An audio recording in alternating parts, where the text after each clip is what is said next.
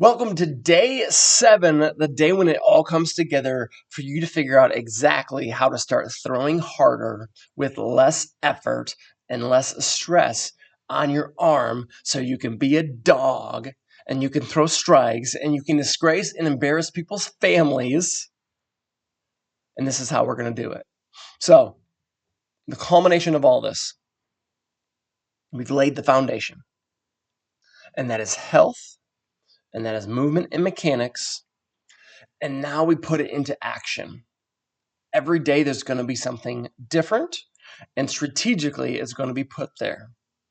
And this is what it looks like. And you're probably thinking like, oh man, here's going to come a lot. It's going to be really overwhelming. There's going to be so many things. There's going to be a lot of equipment that I need to buy, and there's going to be a lot of different things. So there's some things I'm going to recommend from an equipment standpoint, but you can do this with the equipment that you already have, a glove and a baseball.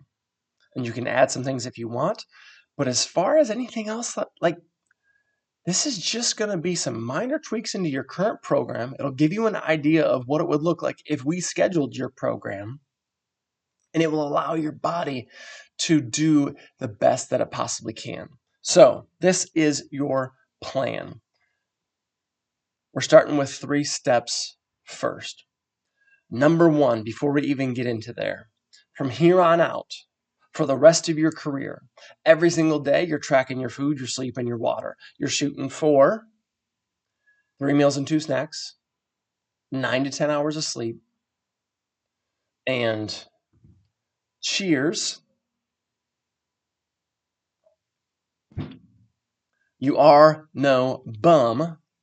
You are an athlete, and your 64 ounces should be more like 90 or 128, but it should be much more than 64 ounces. That's what we normally would recommend for guys because you're not the average human. You're far from it. So more food, more sleep, and more water. Tracking it every day.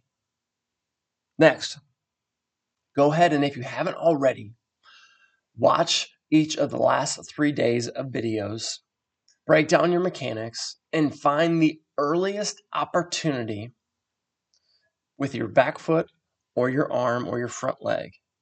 If your back foot has a large opportunity or even a small opportunity, that is where I want you to focus.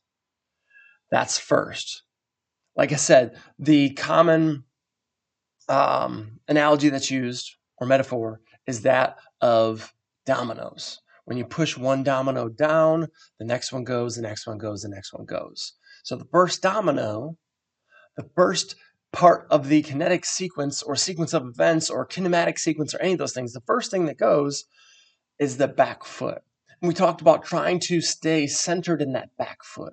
And so we can begin to test that by watching the video and testing different things and shifting your weight into different, whether it's more into your heels or just having a different shift at a different point in time when you're going through your pitching mechanics. And you're going to do that first. And I would focus on that for the next 2 days. Next 2 weeks. So that's going to be when you go to break down your mechanics.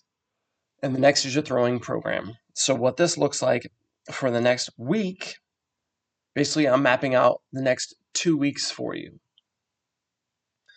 On day 1, whichever day you start, I want you to be at a light intensity, meaning you're going to do your normal routine, normal catch play, normal long toss, what you would normally do from a throwing and drill standpoint. And the only thing we're going to do is have you, when you're playing catch or have you when you're doing long toss, focus on your back foot, shifting your weight more into your heel for a longer period of time during all your light intensity throws. So whatever you were just doing, you're going to do that.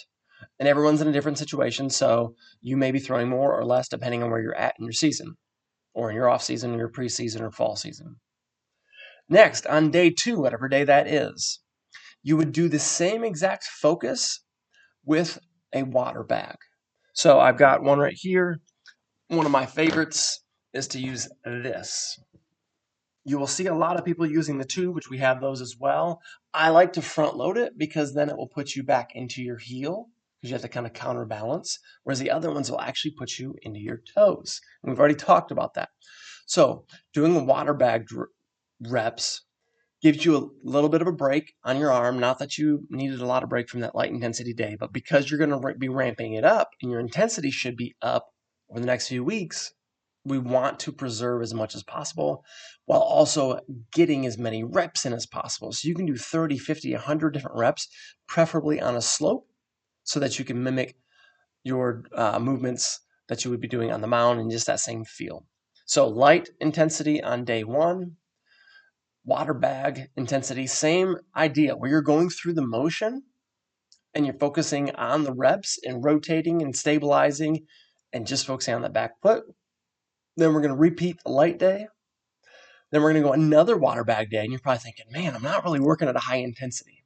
Yes, exactly.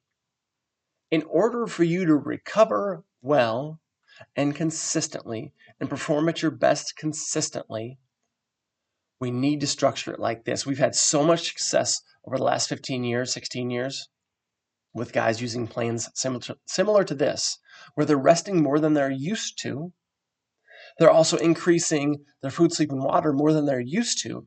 And by the time you get to day 6, or by the time you get to a high intensity day, you have more energy and more anxiousness to want to throw harder than you ever have thrown in your entire life. And we're able to absolutely maximize that day. You'll see a lot of programs that will overdo it. And if you're currently doing one of those, there's a reason why your velocity's down. And if you're currently doing one of those programs where you've got 2, 3, 4 high intensity days a week, that's why your arm's not feeling good. That's why your arm is dead. You stick to a program like this is very similar to what we do. You're going to feel better. You're going to recover faster. And when you throw on a medium or a high intensity day, your arm will be electric.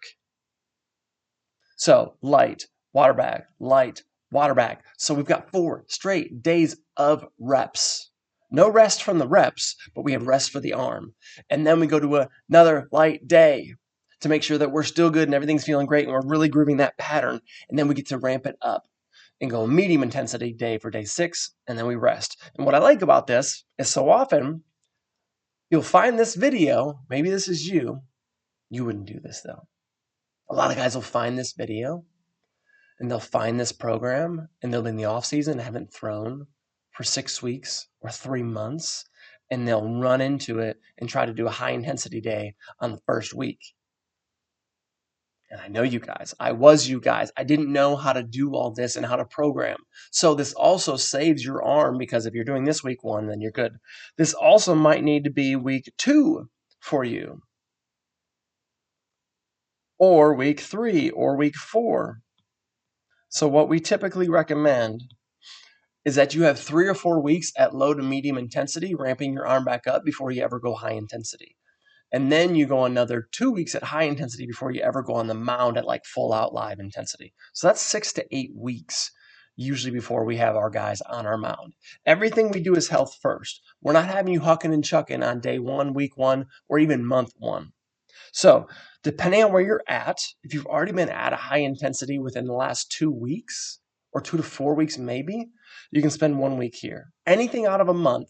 So basically, if you haven't thrown at a high intensity in a month, I need you to spend 3 to 4 weeks on this plan right here. Then we can move on to week 2, or the second phase, where you're more of a high intensity phase, where you will come off this rest right into another water bag, so that you don't go rest and then right into some type of high intensity. No, I'm going to make sure that you get some more rest. So week 2, we're starting with water bag again, more reps. Light intensity, more reps. Medium intensity, arm should be feeling pretty good. We can go back-to-back days. You can ramp it up a little bit because that might be a little bit extra intensity, and back-to-back you haven't done yet, we're going to rest right after that. Then, similarly, we're going to go back-to-back. We're going to go light again. So again, by the time you get to day 6, your arm, your body, your insides, your emotions, your anxiousness, your mind is just ready to go. You don't need caffeine. You don't need energy drinks. You don't need slaps. You're going to be chomping at the bit to just move electrically fast. Because if at this point You've patterned the food, sleep, and water. You've patterned the movements, and you patterned the right way in how you structure your program. You might hit your hardest velocity yet on this day right here, on day 6, with a high intensity. So this would be a day, if you've been throwing for 4 to 6 weeks, or 6 to 8 weeks, this is a time where we can look at velocity. So if we're programming you, this is what we would do on this day, is we can look and see, are we going to get a PR? Let's look at your velo and let's see what it is. I don't think it showed up on there, but that's what we're looking for. So if you guys want us, me and my team, to put this program for you together, because I get it. A lot of you guys, you want the results, but you don't know where to start. This was a great start for you, but you want to have results like some of our guys in our remote program. We've got a remote velocity program. It's called HC4. It's for a healthy core for movements and principles. And in that program, the results look like this. Sam added 12 miles per hour. There's a case study video of all 3 of these guys. Sam added 12 miles per hour in a year. Dariusz added 5 miles per hour in a month. And Kaleb added 5 miles per hour in a day. If you want results like that, and you want us, because you believe in the way that we do it with health first, and how we structure things, and how we move from the spine, and you want to see how we can put a program together for you and look at your mechanics and break everything down so that you can feel electric, so that you can add 5 or 12 miles per hour in your velocity and have it be sustained late in games and sustained late in the season. So you can get more playing time, more looks, more money, more scholarship, more opportunities to sign somewhere. Then do me a favor, go ahead and click the link somewhere under here. If you're watching this video, there should be a link where you can book a call with myself or my team, and we're going to reach out to you and show you exactly how we're going to map this out for you. We got your back. It's health first. We're going to take care of your health and your career, because HV stands for healthy velo, and it also stands for your healthy vision. Because without a vision, without a dream, without a direction, it makes it very difficult to get what you're wanting out of your career. But once we can set up that picture and that vision and that goal and that dream for you and make it crystal clear, every situation, every circumstance, every decision starts to fall in place, and it's not by chance. It's by design, and it's by your decision every single day to go after that vision and do what most people don't, so you can get to where most people won't. So go ahead and click that link below if you want to book a call with us, if you want to take your career to the next level and go after those dreams. I hope you guys enjoyed this. Follow the plan. It works. And hopefully I'll see you guys in the future in one of our programs.